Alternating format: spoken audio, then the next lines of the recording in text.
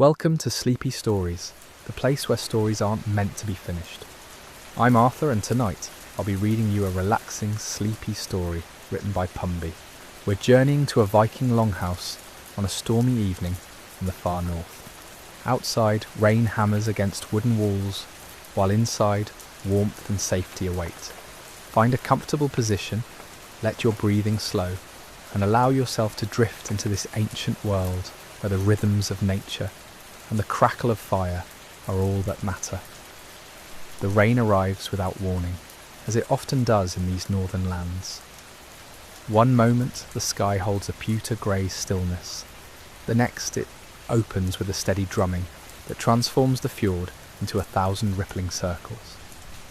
You stand at the entrance of the longhouse, watching water cascade from the turf roof in silvery streams. The scent of wet earth mingles with wood smoke curling from the central hearth inside. Behind you, the longhouse stretches into comfortable dimness. Its massive timber frame rises overhead, each beam hand-hewn from ancient pines that once crowned the hillsides. The wood has darkened with years of smoke, creating patterns like marble in the grain. Along both walls, raised platforms provide sleeping spaces, covered now with furs and woven blankets that beckon with their promise of warmth. The fire in the centre pit casts dancing shadows across the interior. Orange light licks the carved posts supporting the roof, briefly illuminating intricate patterns, serpents and vines intertwining in endless loops. Someone has fed the flames recently, and they respond with enthusiasm, popping and hissing as raindrops occasionally find their way down through the smoke hole above. You step fully inside, pulling the heavy door closed against the weather. The sound of rain immediately softens, becoming a backdrop rather than the main event. Now you hear other things: the fire's steady crackle, the almost imperceptible creaking of timber as the building settles. Somewhere in the rafters a bird rustles, having found shelter from the storm, just as you have. 3 oil lamps hang from chains, their small flames adding pinpoints of light to the fire's broader glow. The smell of burning seal oil is faint but distinct, mixing with wood smoke and something else, herbs perhaps. Bundles of dried plants hang from the crossbeams, their leaves rustling softly in the warm air currents rising from the hearth. Near the fire, an elderly woman sits on a low stool, working wool through her fingers with practiced ease. She doesn't look up as you enter, but a slight smile crosses her weathered face. Her hands move steadily, spinning the cloud-soft fleece into strong thread with a drop spindle that rotates hypnotically. The wool comes from the sheep grazing the hills above the settlement, their thick coats perfect for these harsh climates. You move toward the fire, feeling its warmth spread across your face and hands.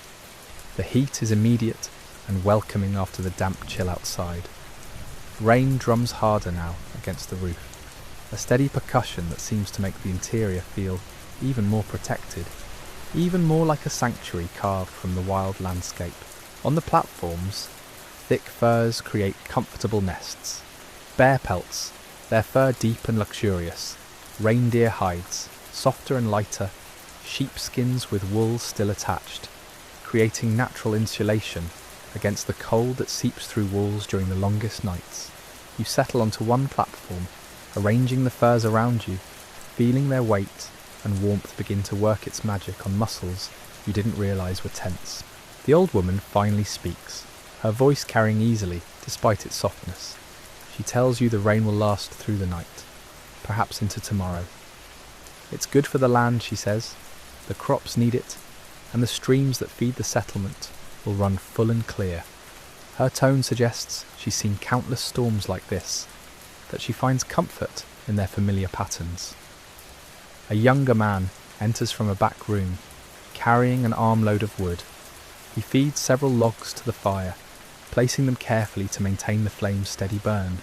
Sparks rise toward the smoke hole, tiny orange stars ascending into darkness before winking out.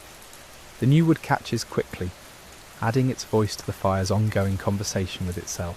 The rain's rhythm never quite repeats, Sometimes it surges, pounding the roof with renewed vigour.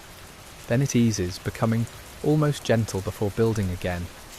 It's hypnotic in its variation, a natural lullaby that requires no human composer.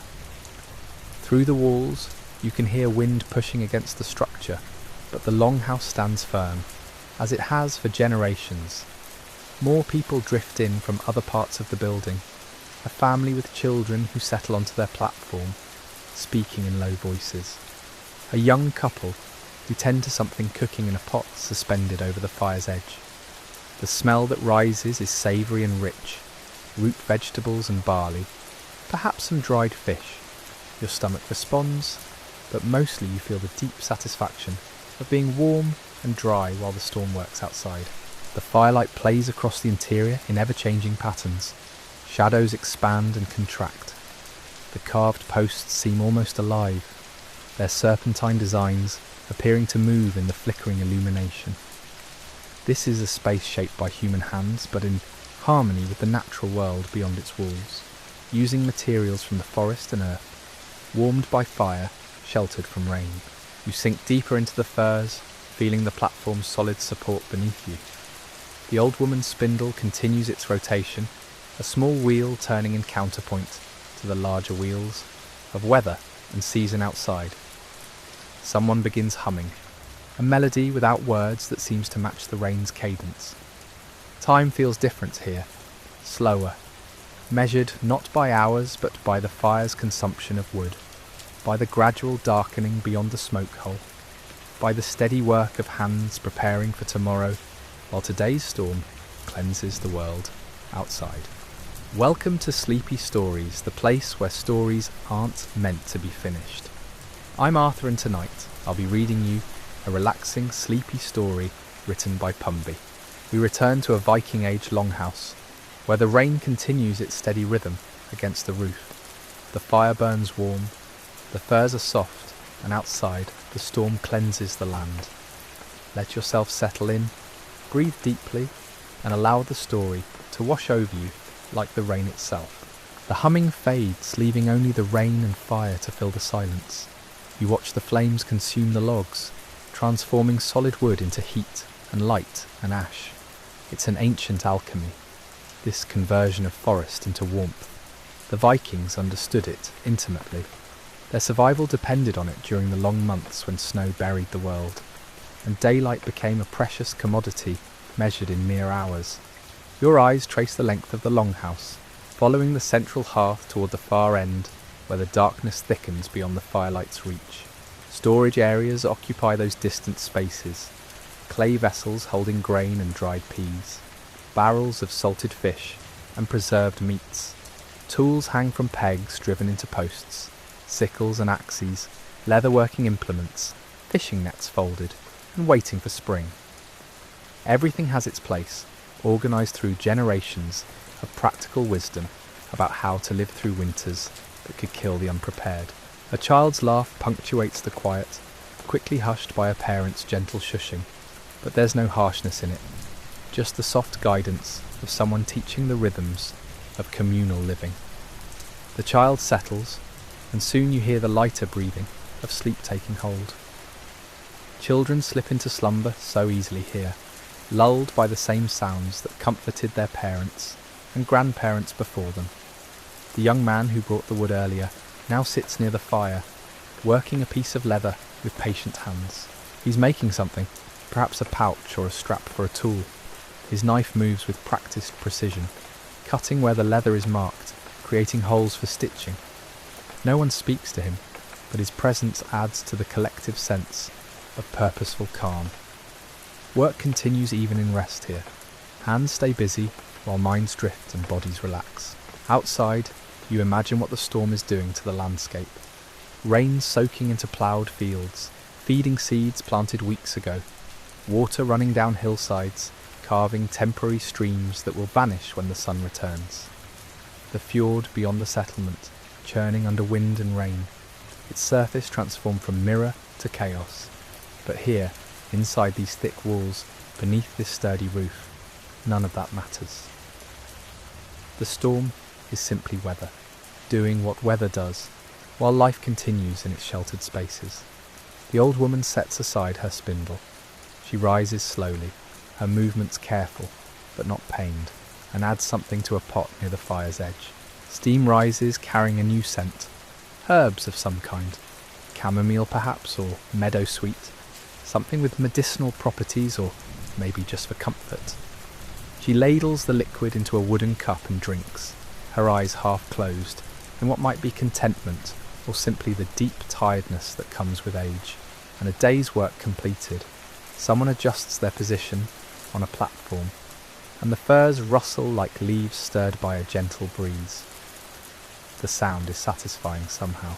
Speaking of natural materials and simple comforts, no synthetic fabrics here, no manufactured padding, just pelts and wool, wood and earth, fire and smoke, the elements arranged by human ingenuity into shelter and warmth. The rain shifts patterns again, becoming softer, steadier, no longer the aggressive drumming of the storm's peak, but the sustained precipitation that will last for hours. It's the kind of rain that farmers pray for, not violent enough to wash away seeds or damage tender shoots, but persistent enough to saturate the soil deeply. You can almost feel the earth drinking it in, storing it against the drier days that will inevitably come. Your breathing has synchronized with the longhouse's rhythm. The slow expansion and contraction of your chest matches the fire's breathing, the way it draws air and exhales smoke. Your heartbeat seems to align with the rain's tempo. You're not separate from this space anymore. You've become part of its living system, another element in the complex harmony of shelter and storm, warmth and weather. A dog enters from somewhere, its claws clicking on the packed earth floor. It makes a circuit of the fire, sniffing at various people before settling near the old woman's feet.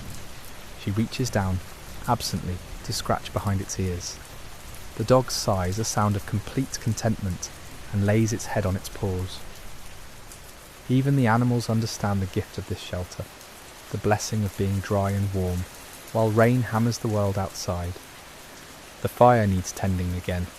The young couple handles it this time, adding wood with the easy competence of people who've done this task thousands of times. The flames accept the new fuel gratefully, wrapping around it, beginning their patient work of transformation. More sparks rise toward the smoke hole, and you follow them with your eyes until they disappear into the darkness above. Time continues, its strange stretched quality. Minutes might be passing, or hours, it doesn't matter. There's nowhere else to be, nothing else demanding your attention. Just this moment, this warmth, these quiet sounds of people and fire and rain creating their ancient symphony. The firs beneath you seem to grow softer, more welcoming. Your body sinks deeper into their embrace. The platform supports you perfectly, solid and reliable. Outside, the storm continues its work, but here, welcome to Sleepy Stories, the place where stories aren't meant to be finished. I'm Arthur, and tonight I'll be reading you a relaxing, sleepy story written by Pumby. We're continuing our journey inside an ancient longhouse, sheltered from the storm outside. Let your muscles soften, your breathing slow. There's nowhere to be but here, in this warm and protected space. Here, you're safe. The rain has found its final rhythm now, a steady whisper against the thatch above. Not the aggressive percussion of earlier, but something gentler, more patient. It's the sound of water that knows it has all night to fall. It doesn't need to rush or announce itself. Just drop after drop, merging into a continuous song that blends with the fire's crackling and the occasional shift of sleeping bodies. Someone's breathing has deepened into sleep. You can hear it from across the longhouse. Slow, regular, peaceful. The sound is contagious somehow, making your own eyelids heavier, your own limbs more relaxed. Sleep spreads through communal spaces like this, one person's rest encouraging another's, until the whole longhouse becomes a vessel of collective dreaming. The old woman sets down her empty cup. She doesn't get up again, just settles back against the wall, pulling a woolen blanket across her lap. Her hands rest atop it, finally still after their evening of constant movement.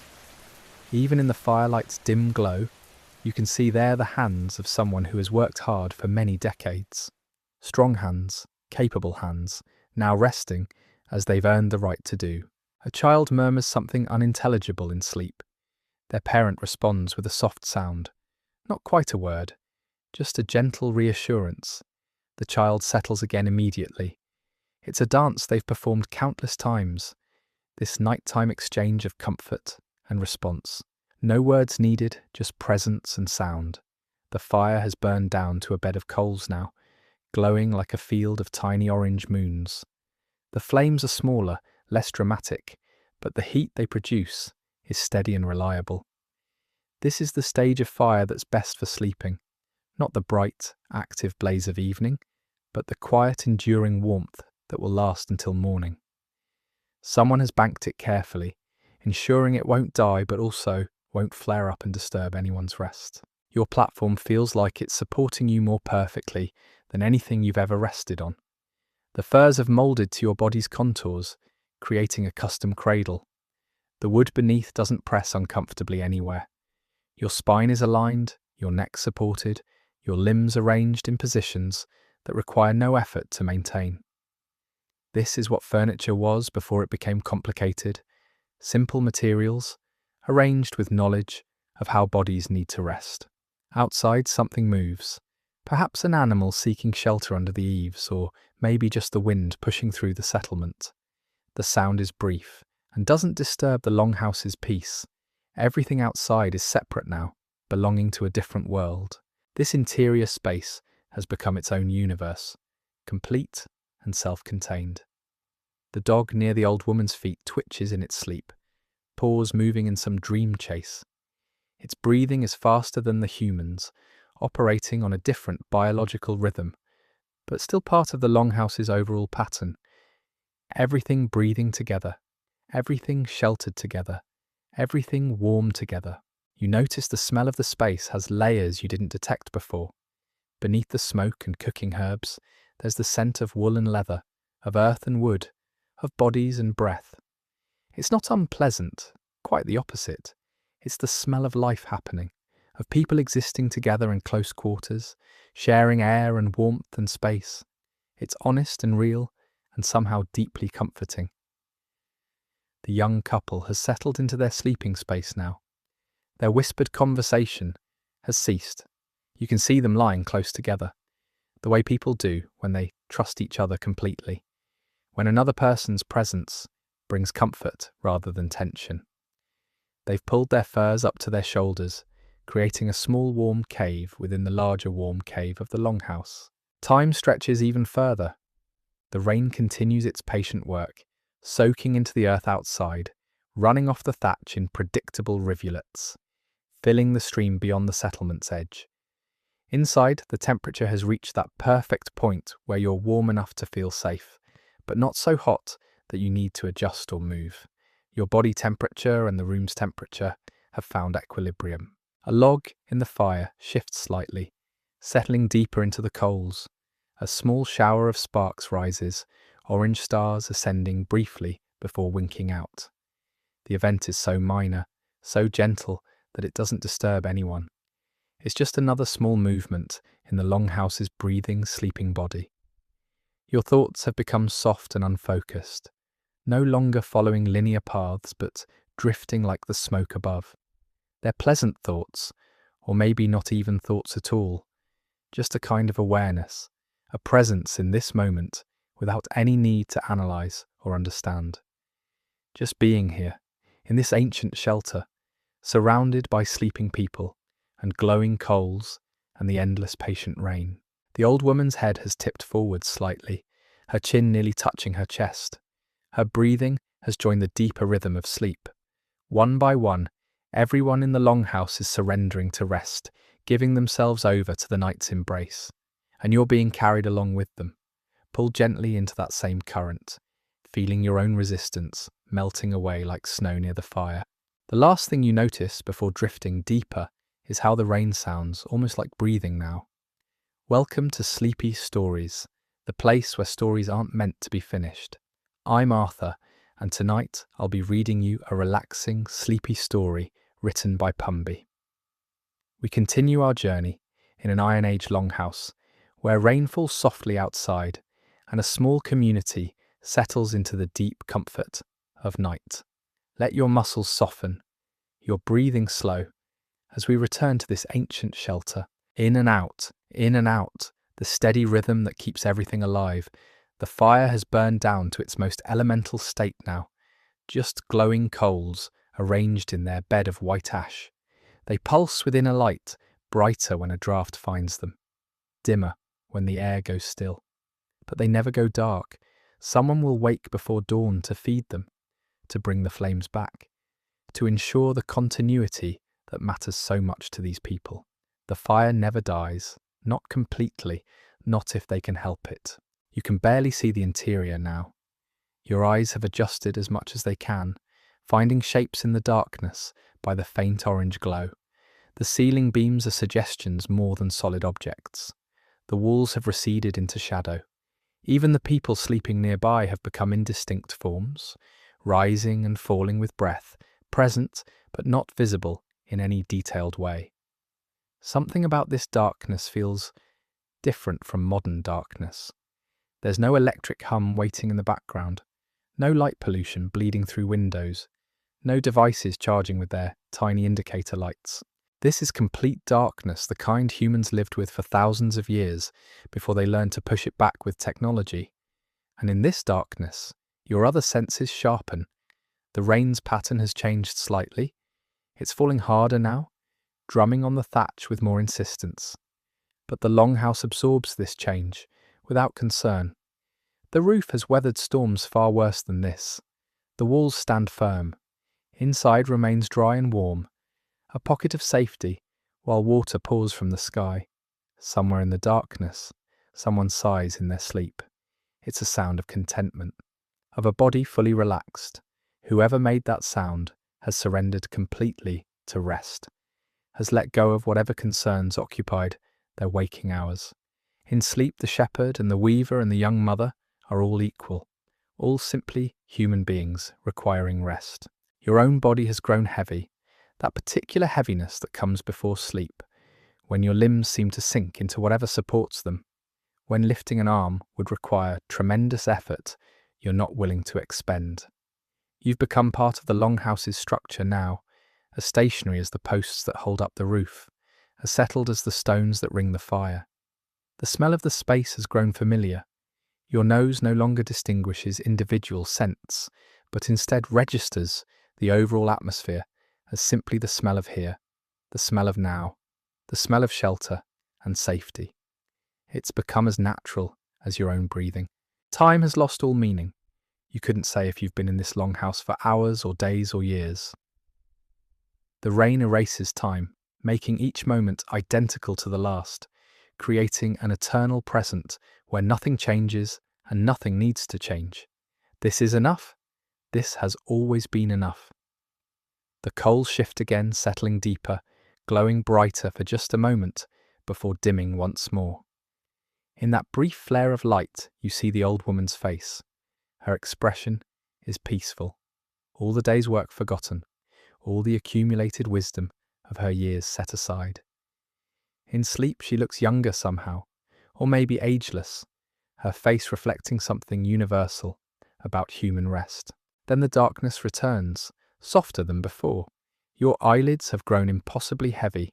Each blink lasts longer, the darkness between blinks deepening, until you're not sure if your eyes are open or closed. It doesn't matter anymore. The longhouse exists whether you're watching it or not. Outside, the settlement sleeps. Every longhouse shelters its people the same way this one does. Every fire burns low but never out. Every family clusters together in the darkness, trusting the walls and roof to do their work. The whole community rests as one, synchronized in their vulnerability, in their need for warmth and shelter and safety. And beyond the settlement, the forest continues its own life. Trees drink the rain through their roots. Animals curl in dens and burrows. Streams swell with fresh water.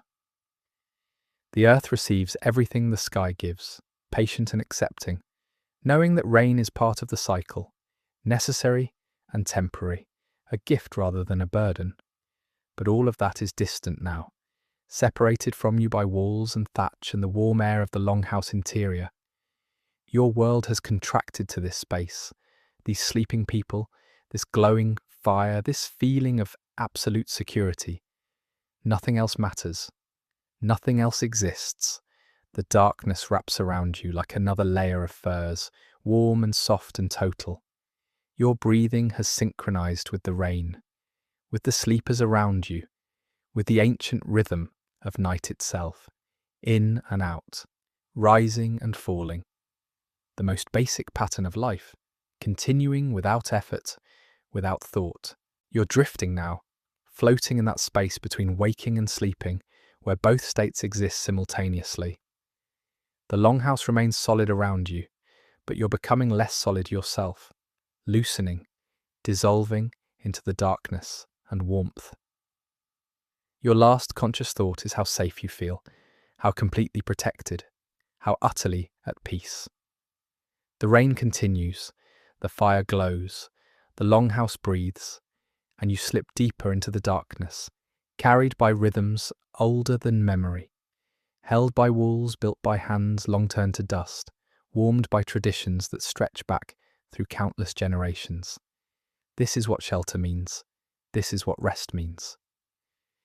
Welcome to Sleepy Stories, the place where stories aren't meant to be finished. I'm Arthur, and tonight I'll be reading you a relaxing, sleepy story written by Pumby. We're continuing our journey in an Iron Age longhouse, sheltered from the rain, surrounded by sleeping villagers and the gentle glow of dying embers. Let yourself sink deeper into this ancient sanctuary. Allow the darkness to hold you. This is home. The thought arrives without words, more feeling than language, settling into your consciousness like sediment drifting to the bottom of still water. Home isn't a place you remember. It simply is. These walls, this roof, these sleeping bodies around you, they've always existed in your awareness, permanent as the forest, constant as the rain. The fire has dimmed further now, barely more than memory itself, a suggestion of light rather than illumination. Individual coals are no longer distinguishable. What remains is a collective warmth, embers pressed together, sharing their diminishing heat in a slow surrender to the night. They ask nothing, they give what they have left. Somewhere in the darkness, someone sighs, the sound so soft it might be wind finding its way through thatch, but it's human, recognizable in its contentment. That particular exhalation that comes when sleep deepens, when the body finally releases whatever small tensions remained. You hear it without truly hearing it, aware of it the way you're aware of your own heartbeat, present but requiring no attention. The rain has changed again, not in intensity or rhythm, but in meaning. Hours ago, when you first entered the longhouse, it was weather, a condition to be sheltered from. Then it became background, a steady presence accompanying the evening's activities. Now it's transformed into something else entirely, a lullaby, the oldest song, the sound that has sent humans to sleep since before there were longhouses, since before there were walls, when shelter meant finding an overhang of rock and huddling beneath it while the sky wept. Your ancestors knew this sound, not the specific people who built this longhouse, but the ones before them, and before them, stretching back through time until humans weren't quite human yet, when they were something becoming human, something learning to seek shelter and make fire and care for one another through the dark hours. The rain sang to them too, the same notes, the same rhythm, the same promise that water falling from the sky is natural, is right, is part of the order of things. That lineage runs through you now, connecting you to every person who ever lay in darkness, listening to rain, feeling grateful for a roof, for warmth, for the presence of others nearby. You're not separate from them. You're the same consciousness, repeated across millennia, the same fundamental experience of being alive and vulnerable and protected. The old woman hasn't moved in so long, she might be part of the longhouse itself, another structural element, as permanent as the central posts, Her breathing is so quiet you sense it rather than hear it. A slight movement of air, a gentle presence. She's dreaming now, certainly, her mind wandering through landscapes built from memory and imagination, visiting people long dead, reliving moments long past, creating new combinations of old experiences. But her face remains peaceful. Whatever she sees behind closed eyes brings no disturbance. The children have burrowed deeper into their furs, instinctively seeking warmth as the night progresses and the fire continues its slow fade. They're tangled together, limbs overlapping, impossible to tell where one ends and another begins. They look like a single creature, a many-limbed being whose only purpose is sleep. Their breathing synchronizes, rises and falls in unison, creating a subtle rhythm that joins the rain, the settling coals, the creaking thatch.